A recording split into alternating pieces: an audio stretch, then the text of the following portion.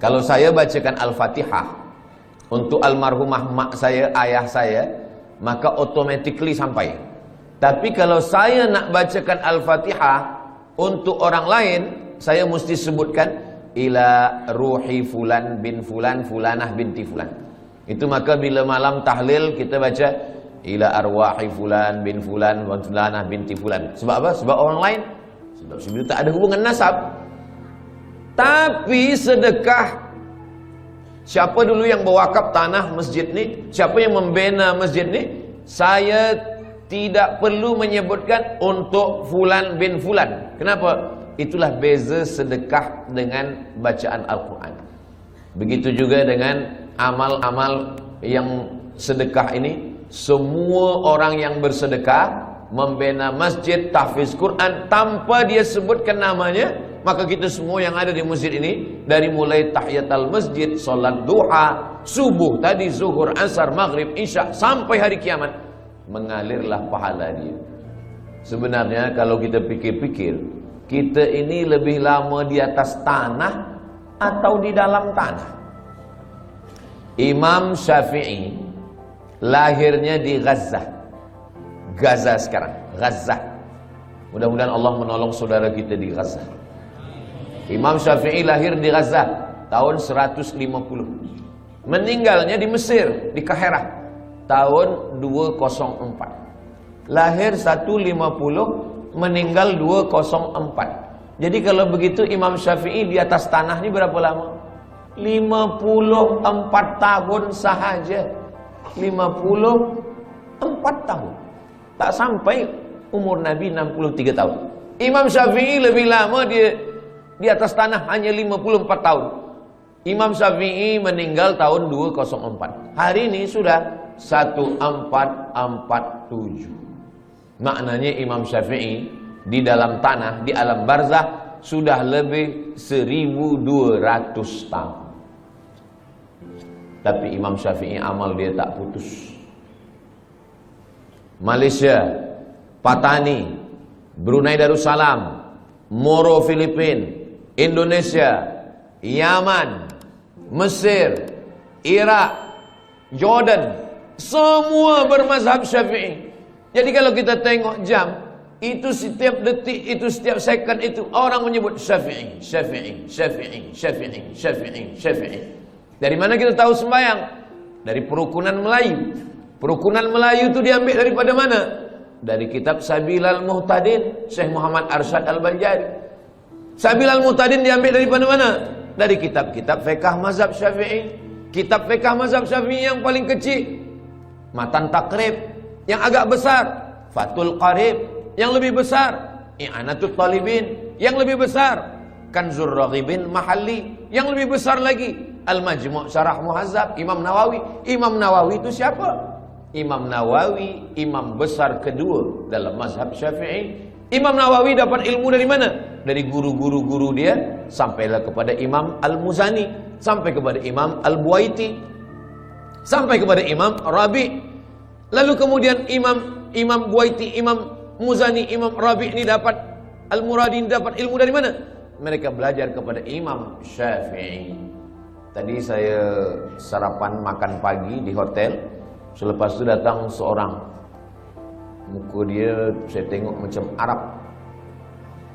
Lalu dia tanya, ini orang yang ada di sini ni mazhabnya apa? Kata dia. Kata saya, ini negeri Melayu ni mazhabnya ala madhabil Imam Syafi'i.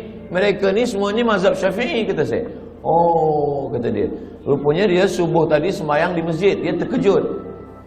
Saya tanya, awak dari mana? Saya dari Perancis, dari Paris, kata dia. Oh, Paris ni mazhab apa agaknya? Negeri awak dari mana? Saya dari Aljazair, Maghribi, Aljazair, Tunisia, Libya, Mauritania, Andalusia. Itu mazhabnya mazhab Maliki. Patutlah dia terkejut. Mungkin dia tak tahu tentang mazhab Syafi'i. Macam mana beza Maliki dengan Syafi'i ini? Mazhab Maliki, tangan dia turun lepas ke bawah. Mazhab Syafi'i, dia letakkan tangan. Maliki lepas ke bawah. Mazhab Maliki tak ada baca bismillah, terus saja alhamdulillah, Allahu Akbar, Alhamdulillahi Rabbil Alamin. Oh, kalau begitu Makkah Madinah itu Maliki. Tak, itu Hambali. Hambali ada bismillah, tapi kecil aja. Alhamdulillahi Rabbil Alamin. Sedangkan mazhab Syafi'i, bismillah dia jahar. Bismillahirrahmanirrahim. Subuhnya mazhab Syafi'i berkunut selepas rukuk. Sami'allahu liman hamidah. Allahumma hdina fi man hadait. Maliki kunut dia selepas ayat sebelum rukuk. Qul huwallahu ahadunillahus samadu lam yalid wa lam yulad wa lam yakul lahu kufuwan ahad. Kunut dia tak berbunyi. Mazhab Syafi'i kunut dia setengah berbunyi, setengah sir. Mazhab Maliki kunut dia tak berbunyi semua. Mazhab Hambali tak berkunut. Kalau suami saya Ustaz Abdul Somad, dia tak berbunyi, tak berkunut dan tak sembahyang. Itu mazhab Abu Lahab lah. Saya ingin nak sampaikan, walaupun Imam Syafi'i duduk atas dunia ni 54 tahun, tapi amal dia 1200 tahun sampai hari kiamat. Orang masih tetap waqala al-Imam Syafi'i, waqala al-Imam Muhammad bin Idris Asy-Syafi'i. Kita apa yang boleh kita tinggalkan? Meninggal kita hari ini, esok orang dah lupa dengan kita. Kita hidup sekarang, 3 hari kita tak isi status di FB, orang dah lupa dengan kita. Itu maka lepas program ini nanti kita status. Supaya apa? Supaya kita saling mengingatkan watawasau bil haq watawasau bis sabr. Saya cuma nak mengingatkan bahawa imam-imam yang mulia-mulia itu mereka sudah meninggalkan amal. Kita apa yang nak kita tinggalkan? Inilah yang kita nak tinggalkan. Ma'had Tahfiz Quran Masjid Jami' Sultan Yahya Petra Macang. Kalau nanti tegaklah binaan Tahfiz Quran ini, Ustaz Abdul Somad balik ke Pekanbaru Riau. Ustaz Abdul Somad bukan orang Kelantan. Ustaz Abdul Somad duduk kat Sumatera, bukan Semenanjung, tapi pahalanya tetap sampai. Mudah-mudahan Ustaz Abdul Somad dapat juga pahalanya insyaAllah. Dari bunyi aminnya nampaknya kurang bersetuju. Amin ya rabbal alamin. Tajuk kita kajian duha ini 2. Yang pertama hijrah, yang kedua menuju ridha Allah. Hijrah kita dah bahas, sekarang kita bahas tentang ridha Allah. Apa ridha ini? Ridha ini kata ulama, makna ridha adalah sururul qalbi bimururil qada. Itulah ridha. Sururul qalbi bimururil qada. Hati merasa senang ketika takdir Allah berlaku pada diri. Itulah dia ridha. Hati senang ketika takdir Allah berlaku pada diri. Saya sudah pikir-pikirkan. Sembayang insya-Allah kita boleh. Puasa insya-Allah kita tahan. Keluar duit pergi haji, tawaf, sa'i, wukuf di padang Arafah, mabit di Muzdalifah, Mina, melontar jumrah, insya-Allah kita sanggup. Diri saya sendiri, yang paling berat dalam ajaran Islam ni adalah ridha. Ridha inilah yang paling berat.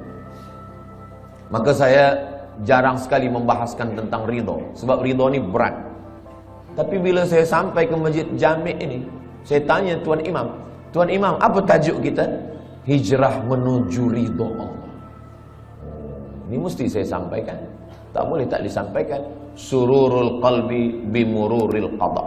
Petang semalam saya duduk dengan ahli keluarga yang menjadi aksiden beberapa waktu lalu, meninggal beberapa penuntut student daripada Terengganu dalam aksiden bas. Lalu kemudian saya diminta untuk menyampaikan ayat-ayat Al-Quran untuk memberikan kesabaran, ketabahan. Saya bila menyampaikan itu, yang terpikir dalam hati dan pikiran saya, Ustaz Somad suruh orang sabar, bacakan ayat, tapi yang meninggal ni anak orang lain. Macam mana kalau anak Ustaz yang kena? Mungkin kalau anak saya yang berlaku pada anak saya, ahli keluarga saya, Mungkin ayat itu pun hilang, hadis-hadis itu pun terbang. Tapi itulah Allah Subhanahu wa ta'ala. Maka dia suruh ketika orang lain yang kena musibah, kita yang memberikan kesabaran. Ketika ada dua orang perempuan, seorang perempuan ni anak dia meninggal, datanglah jiran dia mengatakan, sabar, engkau sayang pada anak engkau, Allah lebih sayang. Allah pinjamkan anak itu kepada engkau setahun 2 tahun, lepas tu dia ambil. Sabar ya, sabar. Lalu jiran dia ni pun sabar. Rupanya tak lama selepas itu anak dia pula meninggal. Menangis dia lebih kuat lagi. Rupanya kita ni paling senang adalah menasihati orang lain. Tapi bila kita yang terkena, suatu ketika Nabi lalu dikubur. Masa Nabi dilalu dikubur tu, rupanya ada seorang perempuan sedang berziarah di kubur anaknya. Kata Nabi, sabar. Sabar ya, kata Nabi. Dia marah. Apa kata dia? Alaika anni innaka lam tusab bi musibati. Pergi engkau sana. Jangan suruh saya sabar. Engkau mengatakan suruh sabar-sabar tu sebab engkau tak kena musibah macam saya. Pergi sana. Selepas itu orang bagi tahu dia, kamu tahu tak siapa yang kamu halau tadi? Tidak, itu Nabi. Lepas itu dia pun pergi jumpa Nabi SAW. Ya Rasulullah, maafkan saya. Saya tadi memang tersilap, terlupa, saking susahnya hati saya, saking kan sedihnya hati saya, anak saya meninggal, maka saya halau engkau ya Rasulullah. Kata dia, sekarang saya dah sabar ya Rasulullah. Apa kata Nabi? Innamas sabru fis sadmatil ula. Sabar itu pada pukulan yang pertama. Pada saat kita terpukul yang pertama, disitulah nampak mana yang ridha, mana yang tidak. Mudah-mudahan kita dibagikan Allah keridhaan insyaallah. Ustaz, pernahkah mengalami musibah? Ya, saya ikut exam untuk menjadi pensyarah. Dari mula bawah saya dah ikut. Dia tanya mana sijil BA. Nih, sijil BA daripada Azhar. Mana sijil master? Nih, sijil master daripada Darul Hadis Al-Hasaniyah Maghribi. Berapa tulis dulu tesis? Nih, saya tulis Rijalul Muwatta' was Sahihain alladzina dha'afuhumun Nasa'i fi kitabid du'afa wal matrukin jam'an wa dirasatan. Nih, selepas itu semua dah okey, selepas itu temu bual. Dia tanya, awak baru balik dari Maghribi? Ya. Nak jadi pensyarah? Ya. Dah berapa lama mengajar? Belum ada sebab baru balik lagi. Tinggal berdua saja. Yang akan menjadi pensyarah ni seorang saja. Dan kami berdua. Saya berharap, ya Allah, sayalah yang jadi pensyarah ni ya Allah. Tolonglah ya Allah. Kalau saya jadi pensyarah ni, saya nak tolong mak saya nak senangkan dia, saya nak bawa dia ke Mekah, saya nak balas budi baik dia. Tolonglah ya Allah. Rupanya takdir berkata lain. Kawan saya kirim, masa tu belum ada WhatsApp lagi, kirim SMS. Abdul Somad, engkau tidak lolos menjadi pensyarah. Saya turun, rasa-rasa tanah tu lembut macam dodol. Rasa-rasa tanah tu macam berlumpur, lunak dipijak. Begitulah rupanya. Jadi saya pun menyampaikan sururul qalbi bimururil qada ini kata ulama, bukan kata saya. Kalau kata saya, memang berat menjalani ridha menerima takdir Allah SWT. Seorang pemuda datang, saya dah doakan lama supaya berjodoh menikah dengan dia dalam tahajud saya ya Allah. Tiba-tiba saja datang jemputan, barakallahu lakuma wa baraka alaikuma wa jama'a bainakuma fi khair. Macam mana ni Ustaz Abdul Somad?